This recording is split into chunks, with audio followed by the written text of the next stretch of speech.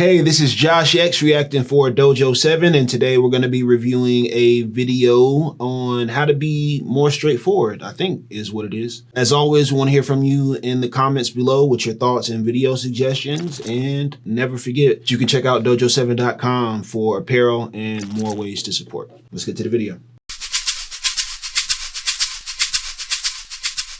A basic distinction in humans is between those who are straightforward to deal with and those who are, as we tend to be reminded whenever we interact with them, repeatedly tricky or complicated to handle. What makes straightforward people gratifying to be around isn't so much that their positions and intentions are always inherently unproblematic. It's that we happen to know exactly what the issues are from the start. There is therefore no need to guess, decode, untangle, unscramble, or translate. There are no sudden surprises or revolutions in perspective. If these straightforward types don't want to do something, they will politely and in good time explain that it's really not for them. If they're unhappy with our behavior, they won't smile sweetly while developing noxious stores of envy or hatred in the recesses of their minds. They will immediately provide a gentle but accurate statement of how we are frustrating them. If they're worried a project is going awry, they won't pretend that all is well until a catastrophe can no longer be denied. If they're attracted to someone, they will find charming, kind, and inoffensive ways of making their feelings clear. I like this because I feel like this describes me. I'm wondering where he's going with this because it's like he's setting, or the script is setting us up, hopefully to show why sometimes being direct offends people. I also really caught on to and appreciate the qualifying language that he's using and describing how somebody's being straightforward, that they find charming and unoffensive ways to say things or gentle ways, which is not always a true of people who come off as straightforward or direct. And in bed, they may want to please, but they can also be honest and unashamed about what actually pleases them. The problem with complicated people is that they are painfully unsure about the legitimacy of their own desires, which renders them unable to let the world know what they truly want and feel. They may appear to agree with everything we're saying, but it emerges very far down the line that they had a host of reservations that require an age to uncover and resolve. They will ask you if you'd like another slice of cake when it turns out that they are pining for one. They will swear that they want to join you for the dinner you'd suggested, when in reality they'd been aching for an early night. They will give every impression of being happy with you while crying inside. They will say sorry when they want you to apologize. They feel overlooked but won't ever push themselves forward or raise a complaint. They're longing to be understood but never speak. When they're attracted to someone, the only outward evidence might be a few sarcastic comments, leaving the object of their affections bemused or unimpressed. I'm wondering, is this hyperbole?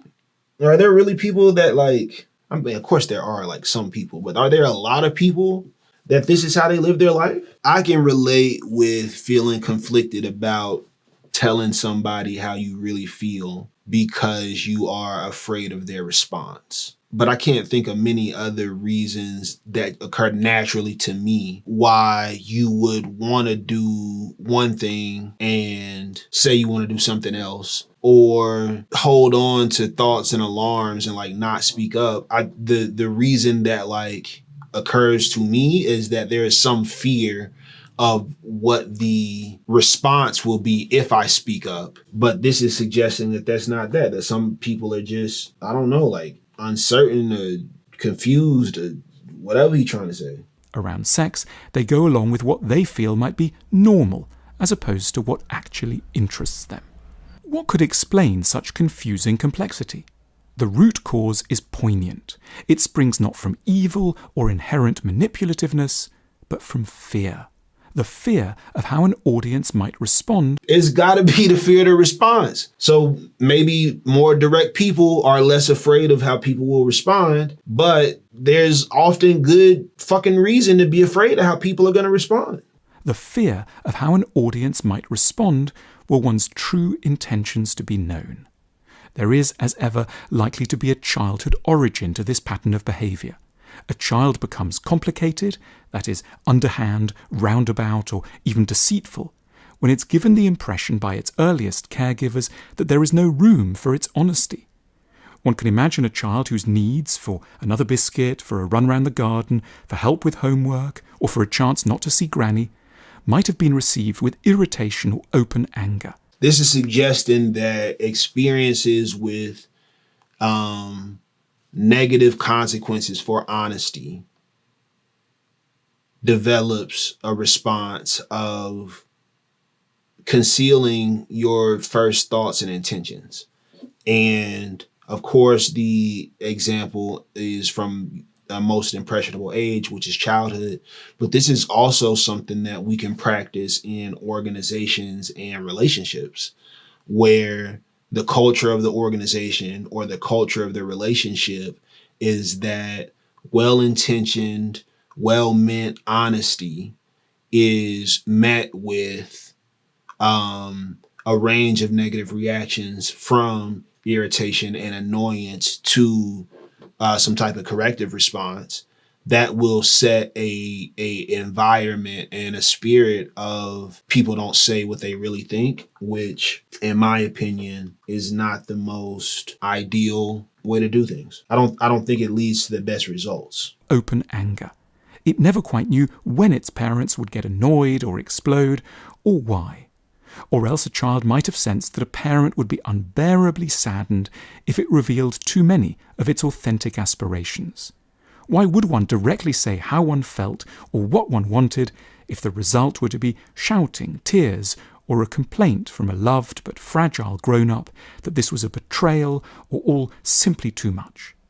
And so the child grew into an adult expert. Your fragility can be a burden to people that love you. You know, if you can't take a conversation, you can't take a direct exchange, like that does have consequences. That's not without fault. Speaking in emotional code, they became someone who prefers always to imply rather than state, who planes the edge of every truth, who hedges their ideas, who's given up trying to say anything that its audience might not already want to hear. The thing is, too, I think people internalize that approach, and it's where you got a negative response and were hurt by somebody responding to your honesty. I think some people then take that as the ideal of the way that it should be, and then will then in turn respond to others for just being honest and direct, reasonably unoffensive ways. Like you just have a problem with motherfuckers just speak plainly, frankly. Yeah, I think that might be where that comes from. Someone who lacks any courage to articulate their own convictions or to make any even slightly risky bid for the affection of another person. Fortunately, none of us are fated to be eternally complicated.